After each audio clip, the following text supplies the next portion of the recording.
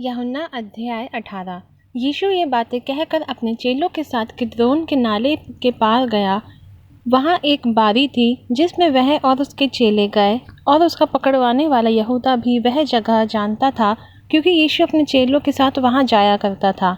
तब यहूदा पलटन को और महायाजकों और फरीसियों की ओर से प्यादों को लेकर दीपकों और मशालों और हथियारों को लिए हुए वहाँ आया। तब यीशु उन सब बातों को जो उस पर आने वाली थी जानकर निकला और उनसे कहने लगा, किसे ढूंढते हो? उन्होंने उसको उत्तर दिया, यीशु नासरी को। यीशु ने उनसे कहा, मैं ही हूँ। और उसका पकड़वाने वाला यहूदा भी उनके साथ खड़ा था। उसके यह कहते हैं कि मैं हूँ, वह पीछे हटकर भूमि पर गिर पड़े। तब उसने फिर उनसे पूछा, तुम किसको ढूंढते हो? वह बोले, यीशु नासरी को। यीशु ने उत्तर दिया, मैं तो तुमसे कह चुका हूँ कि मैं ही हूँ। यदि मुझे ढूंढते हो तो इन्हें जाने दो।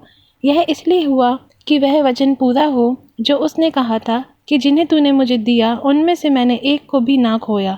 शमौन पतरस ने तलवार जो उसके पास थी खींची और महायाजक के दास पर चलाकर उसका दाहिना कान उड़ा दिया। उस दास का नाम मलखुस था। तब यीशु ने पतरस के कहा, अपनी तलवार काठी में रख। जो कटोरा पिता ने मुझे दिया है, क्या मैं उसे ना पीऊं? तब सिपाहियों और उनके सूबेदार और यहूदियों के प्यादों ने यीशु को पकड़कर बांध लिया और पहले उसे हन्ना के पास ले गए, क्योंकि वह उस वर्ष के महायाजक काइफा का ससुर था। यह वही काइफा था जिसने यहूदियों को सलाह दी थी कि हमारे लोगों के लिए एक पुरुष का मरना अच्छा है। शमौन पतरस और एक और चेला भी यीशु के पीछे हो लिया। यह चेला महायाजक का जाना पहचाना था और यीशु के साथ महायाजक के आंगन में गया, परंतु पतरस बाहर द्वार पर खड़ा रहा। तब वह दूसरा चेला जो महायाजक का जाना पहचाना था बाहर निकला और द्वारपालिन से कहकर पतरस को भीतर ले आया। उस दासी ने जो द्वारपालिन थी पतरस से कहा, क्या तू भी इस मनुष्य के चेलों में से है? उसने कहा, मैं नहीं हूँ। दास और प्यादे जाड़े के कारण को एले धक्का कर खड़े ताप रहे थे और पतरस भी उनके साथ खड़ा ताप रहा था।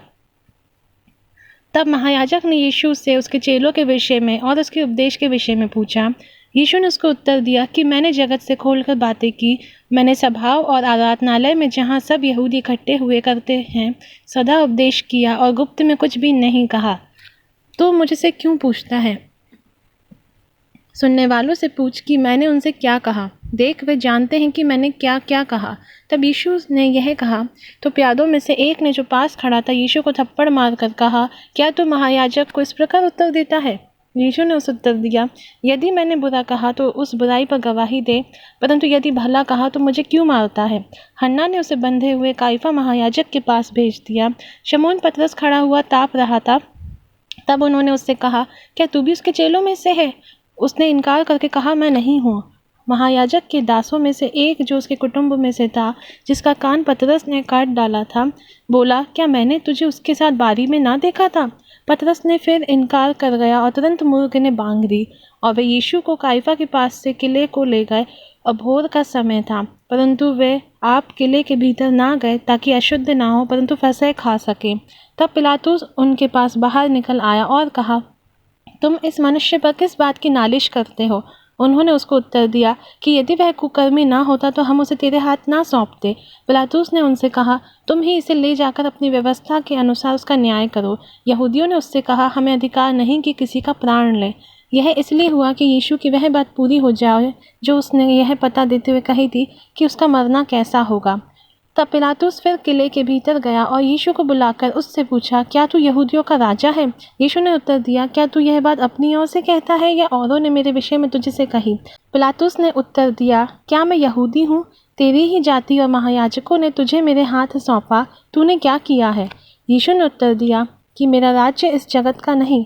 यदि मेरा राज्य इस जगत का होता तो मेरे सेवक लड़ते कि मैं यहूदियों के हाथ सौंपा ना जाता, परंतु अब मेरा राज्य यहाँ का नहीं।